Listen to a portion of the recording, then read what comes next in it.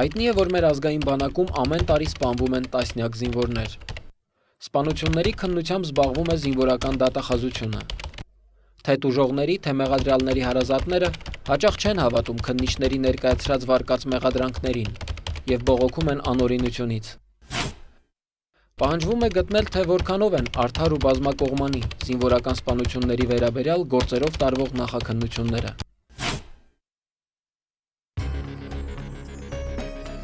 1999 թվականի հոկտեմբերի 11-ին Ղարաբաղի պաշտպանական բանակի շարքային զինծառայող Կարեն Մալխասյանը աջ ձեռքի դաստակին եւ կրծքավանդակի աջ կողմում ստացած հրազենային վնասվածքներից մահացավ Մարտունու զինհոսպիտալում։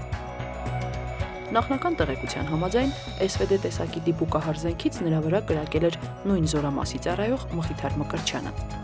Առաջին նախաքննությունը, որը վարեց Մարտունու կայազորի զինվորական դատախազությունը, անփառունակ ավարտվեց։ Քրեական ու զինվորական գործերով պալատը որոշեց բեկանել Սյունիքի մարզի առաջին ատյանի դատարանի դատավճիռը եւ գործն ուղարկել լրացուցիչ նախաքննության։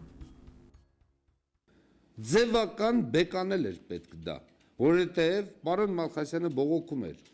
Նախաքննական մարմինը հաշվի չի առնում, որ պարոն Մալխասյանը ոչ թե բողոքում է նրա համար, որ հատկապես Մկրտչյանին պետք է դատապարտեն, այլ նա ուզում է գտնի, թե ինչու է մահացել, ինչի է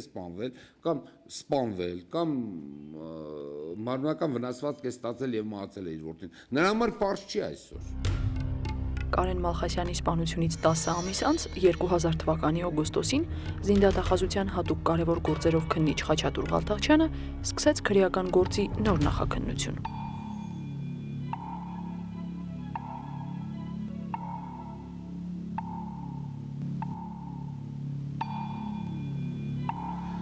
Ճիշտ ասած, հաստ հատորյակ էր, մի հատոր էր։ Սկզբնական ծանոթացման փուլն է այդ գործի, որ ծանոթացանք, տեսնենք ինչ կա էլ այդ գործի մեջ։ Փաստաթղթերի հետ հիմնականում ծանոթացանք։ Հետո ծանոթացման նպատակով մեկնել եմ նաև հադրութ եմ մեկնել, զորամաս եմ մեկնել։ Դիրքում եմ եղել, էլի ծանոթացման նպատակով, դե առանց իմանալու, առանց շփվելու այդ տեղանքին, այդ մարդկանց հետ մի քիչ դժվար կլիներ կողմնորոշել փաստաթղթերով միայն։ Հետո ակտիվ նախաքննության պլանավորման, այսպես ասած, փուլը անցել գործը, պլանավորվել է։ Նախորդ նախաքննությունը պարզել էր, որ տուժող Մալխասյանն իր զենքը տվել է Ամբաստանյալին եւ ձեռքի շարժումով փորձել լուսանկարել նրան։ Իսկ Ամբաստանյալը հետևից ձայն լսելով շուռ է եկել եւ զենքը միամիտ կրակել է։ Երկրորդ նախաքննությունը վարող քննիչ Ղալթաղչյանը անզգույշ սպանության վարկածի կողքին ավելացրել է դիտավորյալ սպանության վարկածը։ Այն է, Ամբաստանյալ Մխիթարը լուսանկարելու քողի տակ դիտավորյալ քաշել է ձգանն ու կրակել։ Տուժողի աջ ձեռքի դաստակի վնասվածքը նախկինում որակվել էր որպես, ասենք, նկարելու հետևանքով, լուսանկարելու հետ, բայց մեր քննությամբ պարզում է, որ դա պաշտպանական դիրք է եւ ոչ թե այսպիսի դիրք է, եւ ոչ թե, ասենք, նկարահանելու դիրք։ Դա ակնհայտ փոխվեց եւ փորձագետների եզրակացությամբ եւ ուրեմն ականատես զինվորների հարցաքննությամբ։ Սակայն 4-րդ առայժմ վերջին համալիր փորձաքննության փաստաթղթում ամենևին էլ նշված չէ, թե Կարենի աջ ձեռքը պաշտպանական դիրքում է եղել։ Նախաքննությունը որոշել է, որ տուժողը կրակոցի պահին փորձել է պաշտպանվել,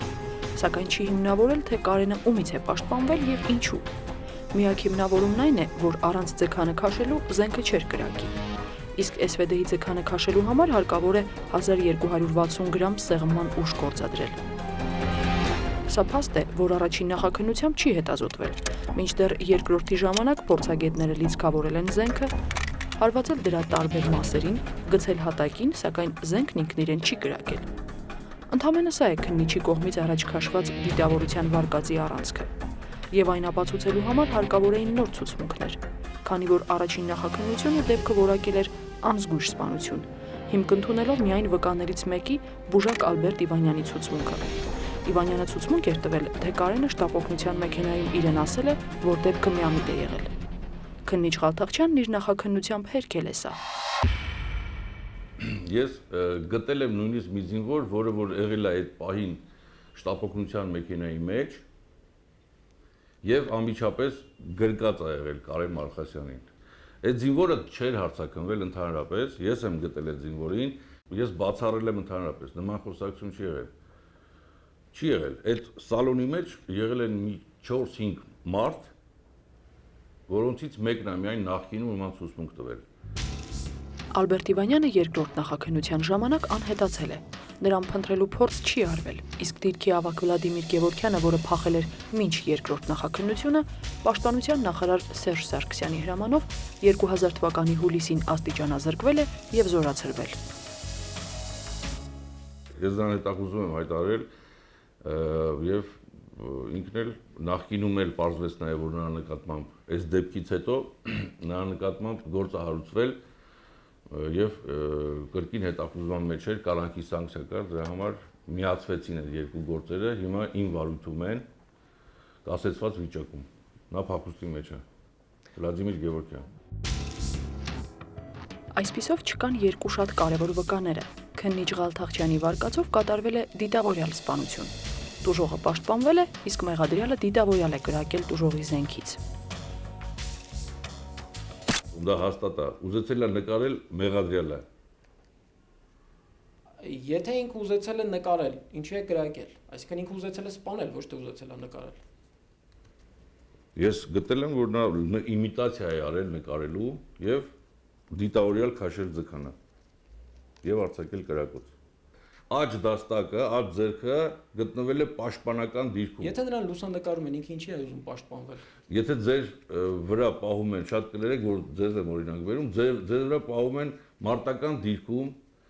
SVD տեսակի հրացան։ Դուք տեսել եք այդ հրացանը։ Տեսել եմ։ Երկարությունը գիտեք ինչ կնա։ Գիտեմ։ Դուք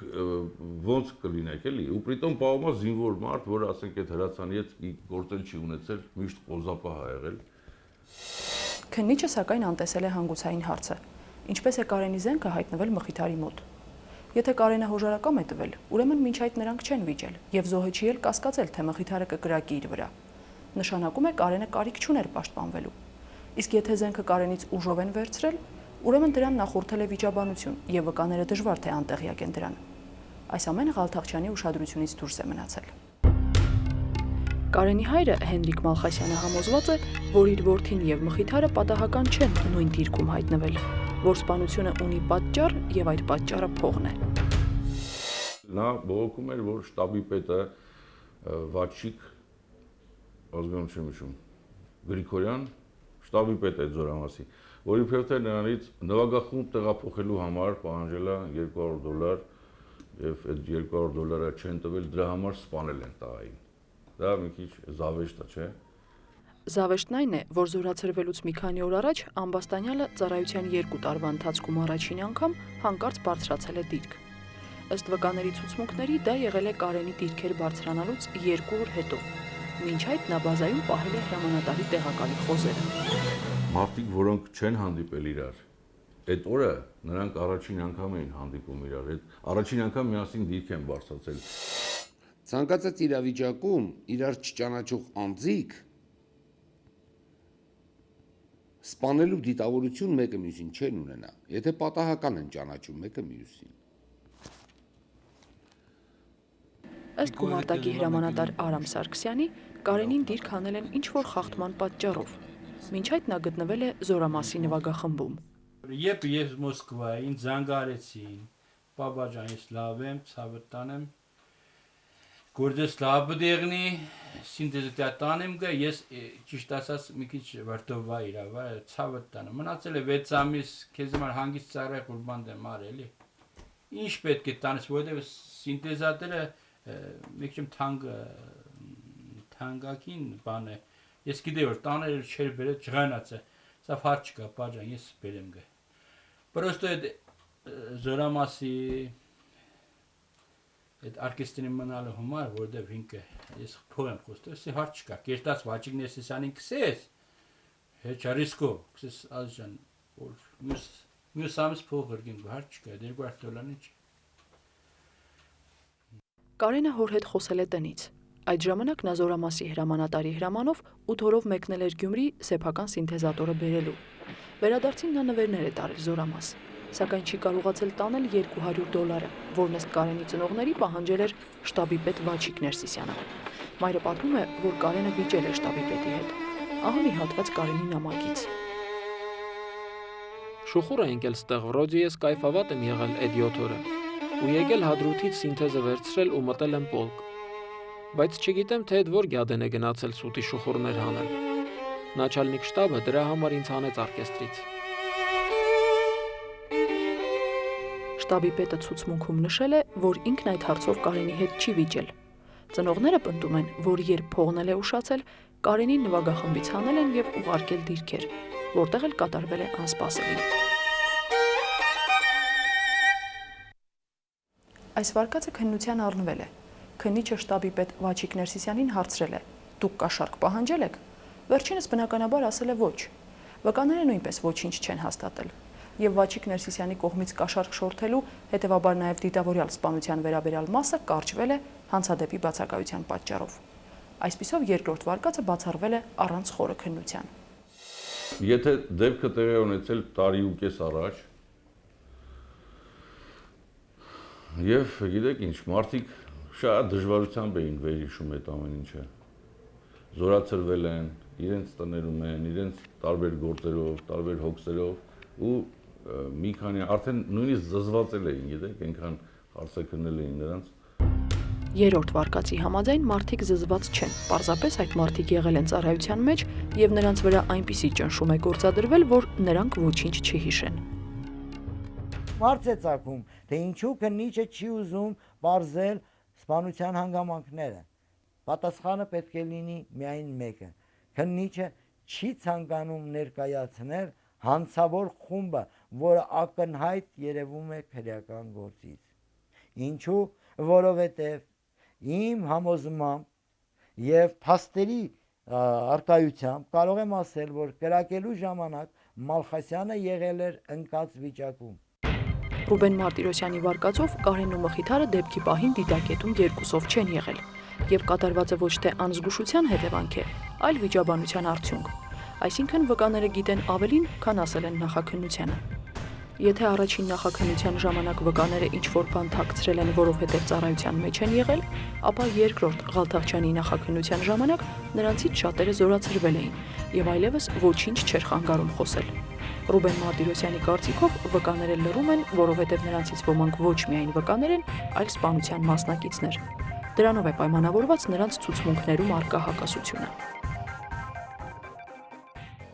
Դիրքի զինվորները օգուտ քննչական մարմիններին տվել են սխալ եզրակացություն, սխալ ցուցմունք։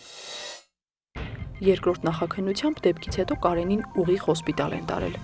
Շտապօգնության մեքենայի վարորդի ասելով ճանապարհն անցել են 40 րոպեում։ Վկաներից մեկն էլ պնդում է, թե 20 րոպեում։ Այս դեպքում ավելի քան 1 ժամ է անցել, մինչ շտապօգնության մեքենան հասել է դեպքի վայր։ Իսկ թե ինչ է կատարվել այդ ընթացքում, ոչ ոք ստույգ չի ասել։ Գումարտակի հրամանատարին այնքան չի հետաքրքրել զինվորի ճակատագիրը, որ ճանապարհին իջել է մեքենայից եւ գնացել բազա։ Իր հետ տանելով ամբաստանյալին եւ զենքը։ Վիրավոր զինվորին հոսպիտալ ուղեկցողները տարօրինակորեն հեռացել են ոստիկանության տղաների հետ։ Ես հավատում եմ այդ վկաներին, որոնք ինձ ցուցմունք են տվել, ես դրանց հավատում եմ, որովհետեւ շատ օբյեկտիվ ցուցմունք են տվել։ Իսկ եթե առաջինի ժամանակ իրենք տվել են ոչ օբյեկտիվ, ինչ հիմք ունեք դուք իրենց այդպես վստահ։ Ես մարդու հետ եմ աշխատում, ես մարդուն նախ եւ առաջ ուզում եմ հասկանամ, հետո նոր վեր են կացում այդ բոլորը ցուցմունքի։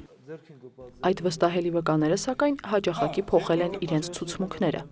Օրինակ գումարտակի հրամանատար Արամ Սարգսյանը, որը վերցրել էր զենքը դեպքի վայրից եւ հանձնել քննիչին, դատարանում պնդում էր, թե զենքից 2 փամփուշտ է պակաս եղել։ Առնչվում եմ արկելի նախագահ ներողություն։ Մի փամփուշտատուփ է եղել, որոնցից 3-ը 10-ական փամփուշտներով են եղել, մեկը եղել է մի փամփուշտ պակաս, 4-ը։ 5-րդը դուք եք ներկայացել, որից պակաս է եղել 3, այսինքն 7 փամփուշտով։ Այդ իմ ցուցումս, հա։ Չէ, արտանագրություն։ Որի տակ մենք դուք եք ստանալել։ Միայն ճիշտ է դա։ Ճիշտը երևիս է։ Իսկ դուք չգիտեք այդ 4 փամփուշտը ինչ է եղել, տրապել է, ինչ կոել է, որտեղ արտադրել եւ ինչ հանգամանքներում, եթե կրակվել։ Չգիտեք։ Արամ Սարգսյանի անընդհատ կրկնվող չգիտեմներն ու չեմ հիշումները հատեցին անգամ դատավորի համբերությունը։ Խաչատուր Բաղդասարյանը Արամ Սարգսյանին խնդրեց հիշել, գուցե Մայքլ Ջեքսոնն էլ էր շտապ օգնության մեքենայում։ Այդ սխալ ցուցմունքների համար այդ մարդիկ պատժվել են։ Այդ հարցը ինձ մի ուղեք։ Նման հարցեր ինձ մի ուղեք։ Ես ինչ իմանամ պատժվել են։ Ուղղակի դուք եք գործը վարել դրա համար ձեզ։ Ես եմ վարել, բայց ես նույն ձևի քննիչ եմ, ոնց որ ասենք այդ նախին քննիչը, ես ինչպես կարող եմ պատասխանել, պատժվել են, չեմ պատժվել։ Չէ, դուք եք բացահայտել, որ դա իսկապես սխալ ցուցմունք է, որ այդպիսի խոսակցություն չի եղել ու այդ մարդը կեղծել է եւ նախաքննությունը գնացել է սխալ ուղղությամբ։ Արարքը չեմ որակում, ես որակում եմ մեղադրյալների եւ վկայի մասին է խոսքը։ Վկային էլ դատարանի երևի իրավասությունն է դա, դատարանը կորոշի այդ վկան սխալ ցուցմունք տվել թե ոչ։ Բայց դուք որևէ բան վկայի դեմ գործ հարուցել եք կամ պատասխանատվության չեք ենթարկել, չի եղել։ Ոչ։ Եվ այսպես նախաքննությունը չի էլ դիտարկել այն վարկածը, ըստ որի սպանությունը կատարել է ոչ թե մեկ մարդ, այլ մի ամբողջ հանցախումբ։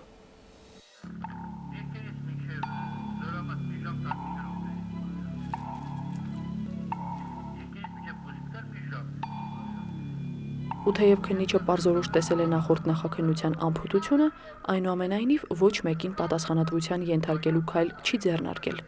Մինչդեռ Հենրիկ Մալխասյանը փաստում է, որ իրենց հանդիպման ժամանակ զինդատախազ Ջահանգիրյանը խոստացել էր խստորեն պատժել մեղավորներին։ Դուք օգնեք ինձ, որպեսզի թե անձնակազմի մարդիկ, որոնք կատարել են կանոնից համապատասխան վատ արարքներ, այսինքն կեղծել են փաստաթղթեր։ Քո ներկայությամբ իրանց կախեմ, եթե դու ապացուցես, որ որևէ մի հատ քննիչ զինվորական դատախազության ուզում է կլինի Մարտակերտինը, ուզում է կլինի Ստեղինը, լյուբոյին կախեմ քո ներկայությամբ։ Մի կախի։ Մենակ այստեղ գրարի։ Ես ասել եմ, այս երկրի վրա սփռեք չկա։ Ես ասել եմ, մեկը միացիլա որտա, կարա այս մի քննիչ են, մի դատախազը այս սիլներն Սատկեն, տանեն իրանց երեխուն պահեն, տունը պահեն, բայց եթե արյան հարց կա, խղճի հարց կա, այդեղ ով կեղտոտություն անի, ես եմ պատճուղը, եղավ։ Երկրորդ նախաքննությունը պետք է տար Վճռաբեկ բողոքում ներկայացված հարցերի պատասխանները։ Նախ պահանջվում էր պարզել, թե ինչ հրազենից է կրակված դեպքի վայրում հայտնաբերված երկրորդ պարկուճը։ Ուրեմն այդ ուղղությամբ քննություն է արվել, ասեմ ձեզ, ուրեմն բոլոր SVD տեսակի զենքերը եւ 762 տրամաչափի այդ դիրքում երբևէ եղած զենքերը համեմատվել են զենքից արձակված նմուշները, այդ պարկուճները կրակված նմուշներ են մենք դրանք նմուշներ ենք համարում, Ղարաբաղում այդ բոլորը արվեց, նմուշները վերցվեց եւ այստեղ փորձաքննություն նշանակվեց համատելու համար այդ մյուս երկրորդ պարկուճի հետ։ Եվ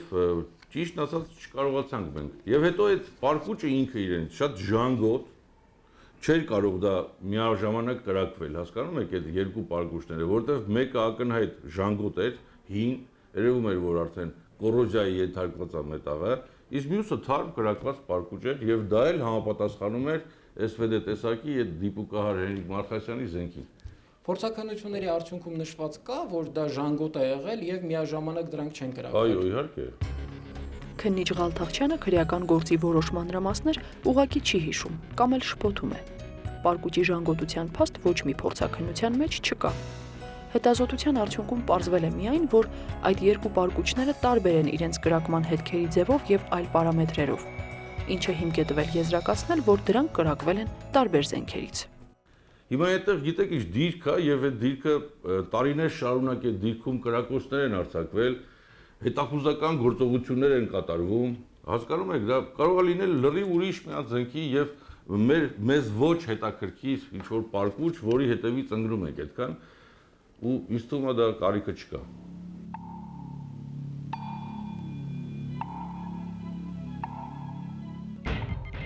Վճռաբեկ բողոքում պահանջվում էր նաեւ պարզել Կարենի վրա արձակված գնդակը եւ մյուս պարկուճը կազմել են արդյոք մեկ ամբողջականություն, այսինքն նույն փամփուշտի մասեր։ Այստեղ էլ ըստ փորձագետների փոխներգործության պիտանի հետքեր չեն եղել։ Այսպիսով հնարավոր չի եղել պարզել, թե քանի կրակոց է արձակվել։ Փորձագետներն այդ խնդիրը լուծել են հետևյալ ձևակերպմամբ։ Ելնելով քրեական գործի տվյալներից, երկու փարկուճներից մեկը եւ հետազոտվող գնդակը կրակված է Կարենի SVD-ից։ Հետևաբար եղել է 1 կրակոց։ Միթե մենք հարցնում ենք փորձագետին, թե ինչ է ասում նախաքննությունը, մենք հարցնում ենք, որ մենք ցանկանում ենք, որպեսզի նա տա իր եզրակացությունը, անշահախնդիր եւ օբյեկտիվ։ Պրակտիկայում ընդունված է, որ ասենք փորձագետները պահանջում են քրեական գործը։ Դե կույր աչքերով, ասենք փորձակնությունը անելը ուրիշ է, քան թե գործի նյութերը ձեռքի տակ ունենալ։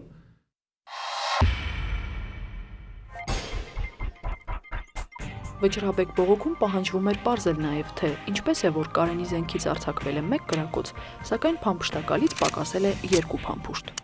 Քննությամբ հիմնավորվել է, որ Կարեն Մալխասյանը, հանգուցյալ Կարեն Մալխասյանը դեպքից մի քանի օր առաջ, կարծեմ 2 օր առաջ, թե նախորդ օրը, նախորդ օրը կրակոց է արձակել եւ մենք ճշտել ենք նաեւ, որ եւ ցուցմունքներով եւ ղեկավարության հետ զրուցելուց պարզվում է, որ թույլատվություն էր տրված այդ ժամանակահատվածում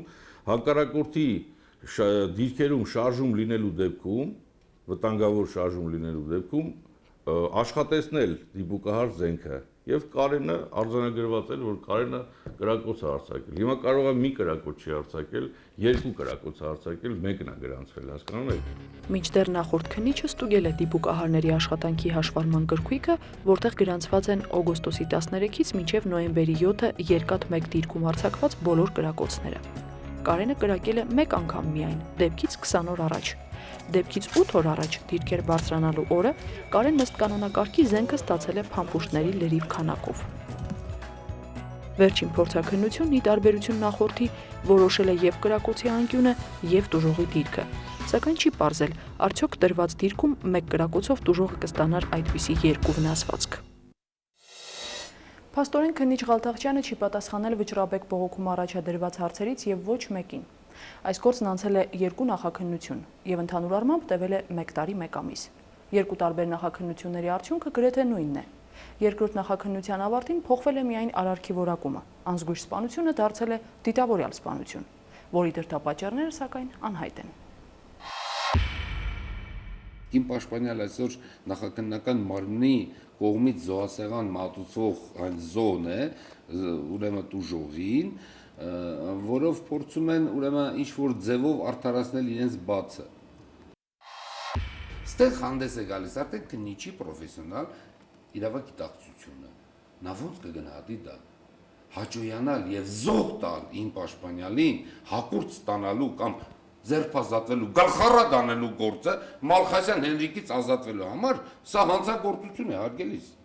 Եթե մենք հիմա այդ նույնիսկ իմ այդ գործը, որը հիմա գտնվում է դատարանում, եթե ետ վերադարձնելու աչքերով նայենք, հիմա էլ այնքան բան կարելի է գրել այնտեղ, որ այս չի արված, այն չի արված, հասկանում եք։ Եթե ուզում ենք վերադարձնել գործը, բայց ես կարծում եմ, գործը շատ օբյեկտիվ եւ շատ ճիշտ է քննված, ճիշտ որակումներ են արված, արարքը ճիշտ որակմամբ հավաքվել եւ առավելագույնս արվել։ Խաչատուր Ղալթախչյանն ավարտել է նախաքննությունը եւ կազմել մեղադրականը։ Մխիթար Մկրտչյանը կատարել է հանցանք նախատեսված քրեական օրենսգրքի 100 հոդվածով։ Դիտավորյալ սպանություն անհայտ դրդապատճառներով։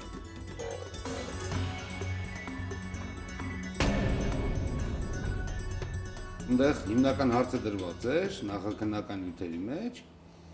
մեղադրանքի, ուրեմն դա նախաքննության համար չպարզաբանված դրդապատճառներով սպանության դիտավորությամբ։ Այս հասկացողությունը ոչ ինձ համար, ոչ իմ պաշտպանյալի համար պարզ չէր։ Ճիշտ է, սուբյեկտիվ առումով է գնահատում, սուբյեկտիվ կողմից, ասենք, հիմա նրա մեղքը մենք չենք կարող ինչ-որ ձևով, ուղղակի գործողությունները եւ ընդհանուր այդ գործի քննությունը, բոլոր ապացույցների համակցությունը թույլ տվեց, որ ես եզրակացնեմ, որ կատարվել է դիտավորյալ սպանություն 100 հոդված։ Բայց քանի որ դրդապատճառներն են շատ, չդրդված պատճառներով, չպարզված դրդապատճառներով, այսպես ասած, դրա համար դրեցինք դիտավորյալ սպանություն։ Եթե պարզ լինեին դրդապատճառները, ես կվերավորակեի դա 99 հոդվածի կետերից մեկը։ Ամեն դեպքում, այն ինչու է սպանել։ Դուք փորձել եք իրան հարցնել։ Հետաքրքիր գործ է սա։ Ստացվի գրանցեք զրուցեք եւ ինքներդ էլ կարծիք ունենաք, թե նա ձեզ չեմ կարծում, որ ճիշտ է ասի, որտեղ արդեն քանի տարի անա մեկուսարանային պայմաններում է եւ այդ մեկուսարանը մեր դպրոցը գիտեք ստելու։ Այս ինչ է կատարում։ Կակոյնս Ղալթակչյան, չգիտեմ ինչեր է անում, ինչեր է խոստանում, ինչեր չի խոստանում, կամ քննությունը թերի է տանում, իր երևակայությամբ է տանում, մի բան ասում է, ուրիշ բան է գրում, դրանով մարդկանց է տանջում։ Նախաքննությունից դժգոհ է նաև սպանված զինվորի հայրը։ Ավելի քան 2 տարի նա հարյուրավոր դռներ է բախել, ոչ թե մեղադրյալին մի քանի տարի ավելի դատապարտելու վրեժխնդրությամբ, այլ իրողությունը բացահայտելու հույսով։ Կանս ետ չենք վերադարձնի։ Բայց պետք է պատժվեն այն հանցավոր հրամանատարները, հանցավոր դատախազության աշխատակիցները, որոնց մեղքով գործերս 1 տարի 9 ամիս, համար 2 տարին թամամումը գործերս բոլոր թողած, ընկել եմ արտարություն, ճշմարտություն բացահայտելու համար։ Կարող է մարդիկ չհասկանան ինձ, որ հիմա ես բացահայտելով այս ճշմարտությունը վաղը նրանց երեխաների համար բանակը պետք է լինի մաքուր, դատախազությունը չպետք է խեղաթյուրի։ Ես ուզում եմ, որպեսզի բանակում ուրիշ կարեններ չմահանան։